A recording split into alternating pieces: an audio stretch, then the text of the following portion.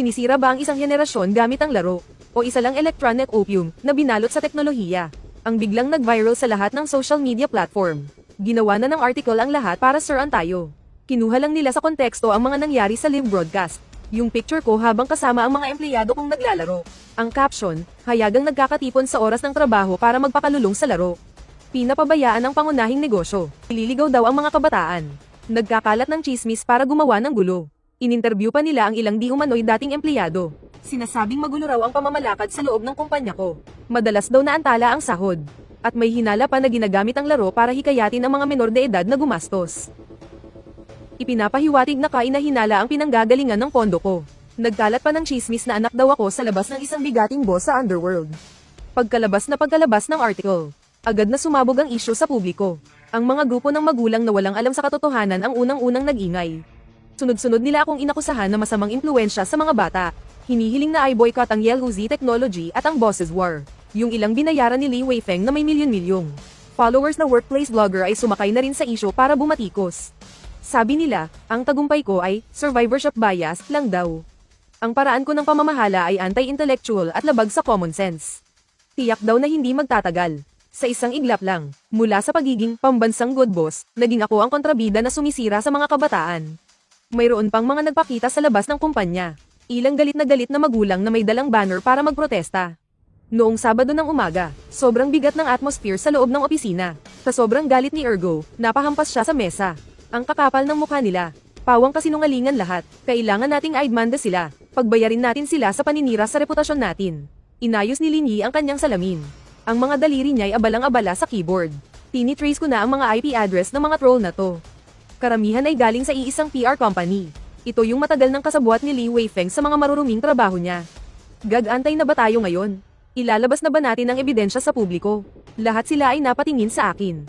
Naghihintay sa aking desisyon. Nakaupo lang ako sa aking silya. Tinitingnan ng mga masasakit na komento sa screen. Walang makikitang emosyon sa mukha ko. Ngunit ang lata ng coke sa kamay ko ay nayuyupi na sa higpit ng pagkakahawak ko. Yege, magsalita ka. Hindi pwedeng tiisin na lang natin to. Namumula na sa sobrang kaba si Zhao Zishen. Tatawagan ko si Papa para maglabas ng statement. Para tulungan kang linisin ang pangalan mo. Huwag. Sa wakas, nagsalita na ako. Nakakatakot ang pagiging kalmado ng boses ko. Tumayo ako, naglakad papunta sa bintana, pinagmamasdan ang mga taong may dalang banner sa baba na nagpoprotesta. Kung maglalabas tayo ng statement ngayon, walang maniniwala kung naglakas loob silang Manira. Ibig sabihin, handang-handa na sila sa lahat. Lalo lang lalala ang sitwasyon. At saka, hindi lang ito labanan sa opinyon ng publiko. Ang layunin nila ay isara ang lahat ng daan para sa atin. Pagkasabi ko pa lang noon, dali-daling pumasok ang direktor ng show. Tagaktak ang pawis niya. Boss Lou, masama to. Tumawag po ang mga sponsor kanina lang. Sabi nila, dahil daw sa tindi ng pressure mula sa publiko. Hinihiling nilang itigil ng show ang live broadcast sa kumpanya ninyo. At, pinag-iisipan din nilang paalisin na kayo sa kompetisyon. Anong karapatan nila? Sumigaw sa galit ang lahat ng empleyado. Puno ng galit at pagkadismaya ang kanilang mga mukha. Itinaas ko ang kamay ko. Sinensyasan ko silang lahat na tumahimik. Lumingon ako sa direktor. Sige, aatras kami sa kompetisyon. Pero may isa akong kondisyon. Bukas ng gabi ang weekly report live stream ng show. Gusto ko, sa oras na yon, sa harap ng lahat ng manonood sa internet, gumawa ng isang huling pahayag. Kung sa pagkakataong yon ay gusto pa rin ng mga manonood na paalisin ako. Ako na mismo ang aalis sa show. Nag-alinlangan sandali ang direktor. Ningnan niya ang desidido kong mga mata. At sa huli, tumango rin siya. Tutulungan kita. Pero, sigurado ka ba? Isang malamig na ngisi ang sumilay sa aking labi. May kasamang 30% pang mamaliit. At 70% kayabangan. Sigurado, hindi ako nakikipaglaban sa mga laban na sigurado lang ako. Ang pinapasok ko lang ay ang mga laban na siguradong panalo na. Umarap ako kina Linyi at Ergo. Mga tol, itigil nyo muna ang pagkokode. Walang tulugan ngayong gabi. May malaki tayong tatrabahuhin. Tutal, tinatawag nila akong salot sa internet. Ipapakita ko sa kanila kung ano ang ibig sabihin ng isang tunay na technological nuclear strike. Tumingin ako sa prinsipe, sa tabi ko. Si Zhao Zishen. Umuwi ka at dalhin mo rito yung pinaka-high definition na live streaming equipment ng tatay mo. Tapos, tanungin mo na rin siya kung pwedeng mahiram ang legal department ng Shengxi Group kahit isang gabi lang. Bayad ang overtime. Excited na nagkiskisa ng kamay si Zhao Zishen. Aregledo, matagal ko nang gustong makitang bumagsak yang dalawang gerang na yan. Samantala, sa kabilang dako ng syudad, nagdiriwang naman sina Zhang Jianguo at Li Weifeng sa isang mamahaling clubhouse. Ha, Boss Lee, napakatindi talaga ng diskarte mong to, para mo na siyang pinatay at dinurog pa ang kaluluwa. Namumula ang mukha ni Zhang Jiangwoo sa tuwa. Itinaas niya ang kanyang baso at nilagok lahat ng laman. Sa ginawa nating to, hinding-hindi na makakabangon pa ang batang yun. Habang pinapaikot-ikot ni Li Weifeng ang red wine sa kanyang kopeta. Ngumiti siya ng elegante. Ang opinyon ng publiko ay isang espadang may dalawang talem. Dahil mahilig siyang maglaro sa atensyon ng masa. Hahayaan natin siyang mamatay sa Athens yung yan. Mga bata talaga. Masyado pang hilaw. Pero, ang hindi nila alam, ako ang may kagagawan nito. Hindi isang tupa na naghihintay katayin, kundi isang hindi pa tuluyang nagigising. Na asong ulol na bihasa sa cyber tactics. Alas 8 ng gabi, araw ng linggo. Nagsimula sa tamang oras ang live weekly report ng Bosses War. Binasag ng livestream ang lahat ng dating record. Umabot sa nakakakilabot na 50 milyon ang nanonood online. Akala ng lahat, ay ngayong gabi ang public trial ko.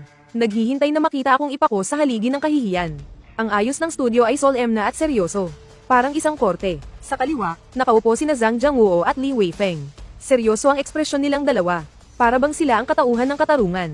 Sa gitna, may tatlong espesyal na inimbitahang expert judges. Sila ay isang kilalang education expert, isang youth psychological consultant, at yung sikat na influencer na nagsulat ng paninirang puri sa akin.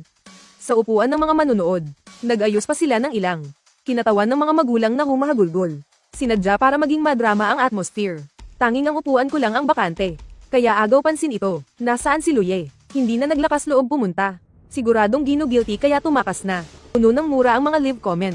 Noong akmang i-aanunsyo na ng host. Ang pagliban ko, na nangangahulugang umatras na ako sa kompetisyon. Biglang nag-blackout ang malaking screen sa studio. At pagkatapos, isang tunog ng kuryente ang bumasag sa ingay ng lugar. Muling umilo ang screen, pero hindi ang eksena sa studio ang ipinapakita nito, kundi isang malaking, umiikot na holographic projection ng Earth. Sa ibabaw ng Earth, hindi mabilang na pulang tuldok ng ilaw ang kumikislap. Ang boses ko'y umalingaw-ngaw mula sa mga speaker sa paligid. May kasama itong trademark kong tamad na tono, pero may dagdag na lamig at tigas na parang cyberpunk. Pasensya na traffic sa daan. Hindi na ako makakapunta sa studio. Pero, naghanda ako ng isang espesyal na show para sa inyong lahat. Nitiyak kong lahat kayo ay masisiyahan. Ano to? Biglang napatayo sa takot ang education expert. Itinuro niya ang screen at sumigaw. Anong kalokohan ang ginagawa niya? Sinasadya ba niyang magpapansin? Ang imahe ng mundo sa screen ay biglang lumaki. Nag-focus ito sa mapa ng Jinghai City. Ang mga pulang tuldok ay nagsimulang magtipon-tipon ng mabilis. Sa huli, eksakto itong tumuro sa isang office building sa sentro ng syudad. Muling umalingaw-ngaw ang boses ko. Itong mga nakaraang araw, ang buong internet ay puno ng komento tungkol sa Yaluzi technology. Na ito raw ay isang uri ng electronic opium. Sa kabuuan, may 4,200,000 negatibong komento. Ang larawang nakikita ninyo ngayon, ay ang mga IP source ng mga komentong ito, na ipinatrace ko sa aming tech department. Patuloy na lumapit ang camera. At sa huli, huminto ito sa ika-18 palapag ng office building na iyon. Isang linya ng text ang lumitaw sa screen. Hangtu Public Relations and Communications Company, Limited. Ang nakakatuwa dito, ay sa 4,200,000 komentong naninira sa akin. 3,800,000 ay nanggaling sa server group ng kumpanyang ito. Ibig sabihin, ang tinatawag na online boycott, ay gawa-gawa lang pala ng ilang daang makina sa isang palabas na sila-sila lang ang bida. Sa isang iglap, nagkagulo ang lahat sa studio. Nagbulungan ang mga manunood. Ang mga tingin nila kay Li Weifeng ay puno ng pagdududa. At yung isa na nakaupo sa upuan ng mga hurado, yung sikat na workplace vlogger, biglang namutla ang mukha. Hindi niya namalayang napatakip siya sa cellphone sa kanyang bulsa. Umiiwas ang kanyang tingin. Ay, oo nga pala. Itong si Teacher Wang. Biglang lumitaw sa malaking screen ang litrato ng vlogger na iyon. Katabi nito ang isang screenshot ng isang bank transfer record. Noong nakaraang Biyernes, alas 3 ng hapon, may pumasok na 200,000 sa personal account mo. Ang nakasulat sa remarks ay promotion fee. At ang nagpadala ay ang Hangtu Public Relations Company na ito.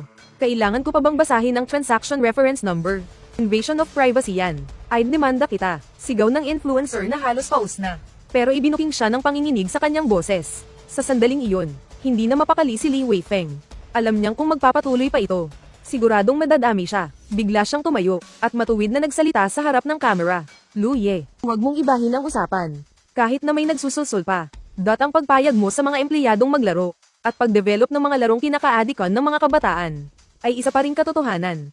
Ang isang kumpanyang tulad ng sayo, ay walang halaga sa lipunan para umiral. Halaga sa lipunan. May bahid ng pang-uuyam ang boses ko. Muling nagbago ang imahe sa screen. Sa pagkakataong ito, ang lumitaw, ay hindi na mga datos na walang buhay, kundi isang video na nakakataba ng puso. Sa video, makikita ang isang silid-aralan sa isang liblib na lugar sa kabundukan. Ang mga bata ay nakasuot ng simpleng VR glasses, At masayang kumukumpas-kumpas. Naglalaro ba sila? Dinadissect nila ang isang virtual na palaka. Ito ay dinevelop ng aming kumpanya. Isang biology laboratory VR teaching software. Dahil mahirap ang kondisyon sa mga paaralan sa bundok, at kulang sila sa mga gamit pang eksperimento, sinadya kong ipagawa sa team ang sistemang ito gamit ang isang game engine. Para ang mga bata ay ligtas na makapagsagawa ng mga eksperimento sa physics, chemistry, at biology sa loob ng virtual world. Makatotohanan ang mga graphics, hardcore ang mga control, at ito'y ganap na libre. Nag-iba ang eksena, nasa operating room ng isang ospital. Isang batang medical intern, ang nag-ooperate ng isang robotic arm habang nakatingin sa screen. Ang nasa screen ay isang tumitibok na puso. Hindi ito isang tunay na operasyon. Ito ay isang surgical simulator na ginawa gamit ang Unreal Engine 5. Ang mismong engine na ginamit sa larong Black Myth, Wukong. Dati, para makapagsanay ng isang surgeon, kinakailangan ng hindi mabilang na mga live experiment. Napakataas ng gastos, at delikado pa. Ngayon, sa aming sistema, pwede silang mabaygo ng 1,000 beses, 10,000 beses, para lang sa iisang pagkakataon na maging matagumpay, sa isang tunay na pasyente, para makapagligtas ng isang buhay. Ang boses ko sa narration ay naging malalim at makapangyarihan. Tago sa puso, ang huling eksena ay nakatutok sa isang flood rescue site. Isang drone ang mabilis na lumilipad sa gitna ng mga komplikadong guho. At tumpak na hinahanap ang mga nakaligtas. Ang nagpapalipad ng drone ay ang babae sa aming kumpanya na mahilig magsuot ng tradisyonal na kasuotan. Ang hawak niya ay hindi isang profesional na remote control, kundi isang ordinaryong Xbox game controller. In-optimize namin ang flight control system ng drone. Ang loika ng pagkontrol dito ay parehong-pareho ng sa isang racing game. Dahil dito, ang panahon ng pagsasanay para sa rescue team ay napaikli mula 3 buwan, naging 3 araw na lang. Hanggat marunong kang maglaro, mabilis mong matututunang paandarin ito para makasali sa rescue operation. Nagtapos ang video. Isang linya ng mga salita ang lumitaw sa screen. Walang kasalanan ng teknolohiya. Ang kayabangan ng orihinal na kasalanan. Isang nakakabinging katahimikan ang bumalat sa studio. Ang kinatawan ng mga magulang na kanina lang ay humahagulgol. Ngayon ay tulala habang nakatingin sa screen. Sa mga ngiti ng mga bata mula sa kabundukan. Hindi niya namalayang tumigil ang kanyang mga luha. Iyong education expert na kanina'y walang tigil sa pagbatikos sa akin. Ay nakanganga. Hindi makapagsalita ng matagal. Kitang-kita sa mukha niya ang matinding hiya. Noong sandaling iyon, bumukas ang pinto ng studio. Pumasok ako kasama ang team ko. May hawak akong isang dilatang malamig na coke. Nasa likod ko sina Zhao Zishan, Lin Yi, at Shen Mo. Pati na rin yung babaeng nakasuot ng hanfo. Bawat isa sa kanila ay may dalang equipment. Naglakad ako sa gitna ng entablado. At tinitigan ko ng diretso sina Li Weifeng at Zhang Jianguo. CEO Li, CEO Zhang. At sa inyong lahat, mga tinatawag na eksperto. Binuksan ko ang coke. Humalakhak ako. Itong digital na opyo na sinasabi ninyo. Ginagamit ng mga empleyado ko para isara ang agwat sa edukasyon. Ginagamit ito para sa mga tulong medikal. Ginagamit ito para tumulong sa mga panahon ng sakuna. Sa panahon ngayon, ang game engine ang pundasyon sa pagbuo ng metaverse. Ito ang pinaka-importanteng teknolohiya sa industrial digitalization. Pero kayo, nakakapit pa rin kayo sa mga makalumang paniniwala. Itinuturing nyo itong isang salot na dapat katakutin. Itinuro ko ang team na nasa likuran ko. Buong diin kong sinabi, minamaliit ninyo ang mga Gen Z na ito na mahilig maglaro. Pero sila mismo, gamit ang loika ng paggawa ng laro, ang nagbabago sa sistema ng mundong ito. Inaamin ko, hindi ako produkto ng sistema nyo. Wala akong magagarbong PowerPoint presentation. At hindi rin ako marunong makipagplastikan sa mga inuman para sa negosyo. Pero kung yan ang tinatawag ninyong tama at nararapat, hinding-hindi ko na naayos yung mapabilang sa inyo. Humarap ako sa mga manunood. Malinaw at matatag ang aking paningin. Hindi ako pumarito para litisin ninyo. Pumarito ako para sabihin sa inyong lahat, nagbago na ang panahon. Palakpakan. Nagsimula ito sa isang batang intern sa isang sulok. Pagkatapos ay unti-unti itong kumalat, hanggang sa naging isang malakas at masigabong palakpakan, na umalingaw-ngaw sa buong studio. Tuluyan ding bumaliktad ang mga comment sa livestream. Galing ni CEO Lu. Yan ang class. Umalis ka na, Li Weifeng. Habang pinapanood ni Zhang Jianguo ang nawawalang kontrol na eksena, naduraj sa isang lagutok ang walnut sa kanyang kamay. Nangingitim ang mukha niya sa galit. Samantala, si Li Weifeng ay masamang-masama ang titig sa akin. Ang tingin niyang dati puno ng pagmamaliit, ay napalitan ng matinding takot. Ang gabing iyon, hindi lang ito nabigong maging araw ng katapusan ko, kundi ito pa ang naging pinakamatagumpay kong laban. Dumobble ang virtual valuation ng Yellow Tech sa isang gabi lang. Yung Hangto PR company na nagpakalat ng chismis. Agad na ipinasara ng cyber police ng gabi ring iyon, at dinala ang namamahala para imbestigahan. Paglabas namin ng TV station, namumula sa sobrang tuwa si Zhao Zishan. Kuya Ye, grabe yung ganti natin kanina, ang galing. Lalo na yung IP tracking map, parang sumabog na nuclear bomb.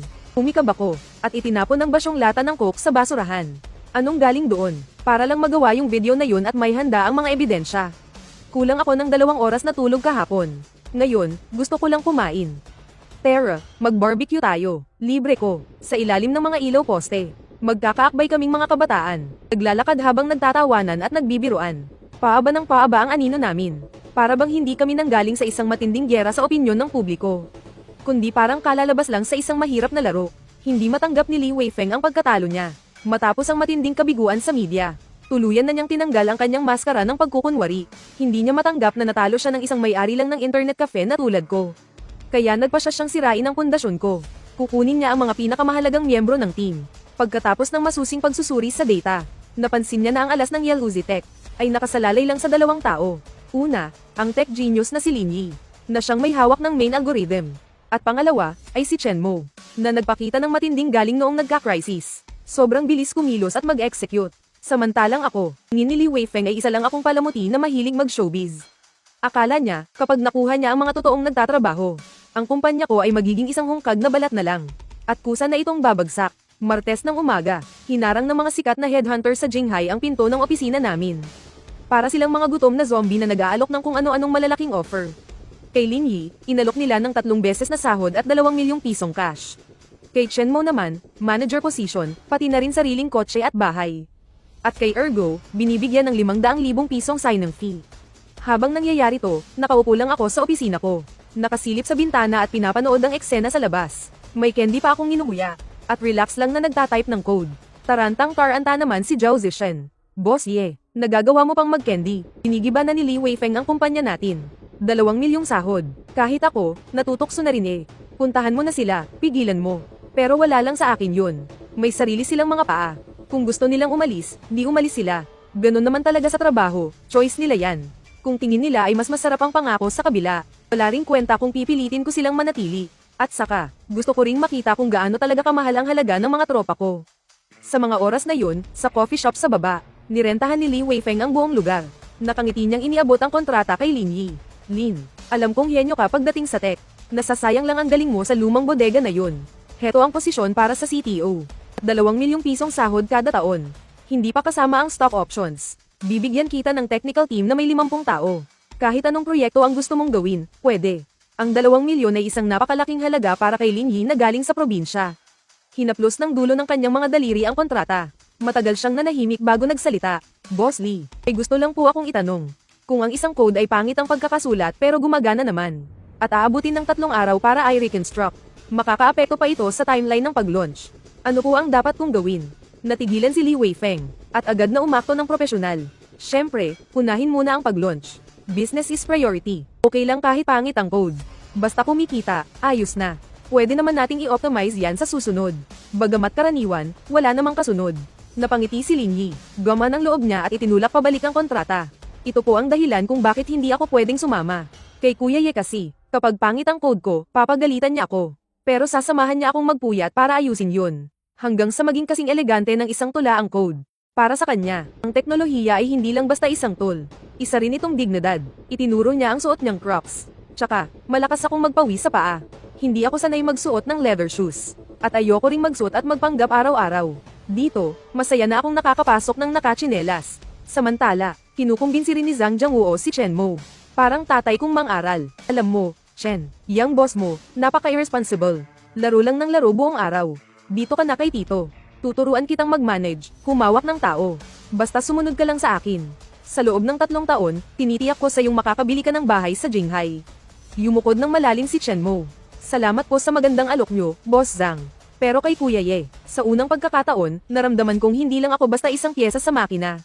Kundi isang tao na nirerespeto. At saka, ngayong Biyernes ay may reverse team building kami at mamimigay ng pera. Hindi ko kayang iwan ang grupong ito. Sa huli, umuwing bigo ang mga headhunter. Walang kahit isang empleyado ang nag-resign. May isa pang ang headhunter na dahil sa sobrang pagkakasundo nila ni Ergo sa usapang video games, ay agad na nag-resign sa trabaho niya at sumama sa amin. Nang gabing iyon, may dala akong 2 supot ng ihaw-ihaw para sa aming pulutan. Balita ko, malakas ang hatak nyo sa labas ngayon ah. Tumaas na ang mga halaga nyo. Nagsimulang mang-asar si Ergo. Boss Ye, nag-alok si Li Weifeng kay Lin Yi ng 2 milyong piso. Kailangan mong magpakitang gila sa amin. Binuksan ko ang bote ng beer gamit ang aking ngipin. Ang 2 milyong piso ay hindi ko kayang ibigay sa ngayon. Pero ito ang masisiguro ko sa inyo. Kapag nag-public na ang kumpanya, lahat kayo ay magiging katuwang o partners.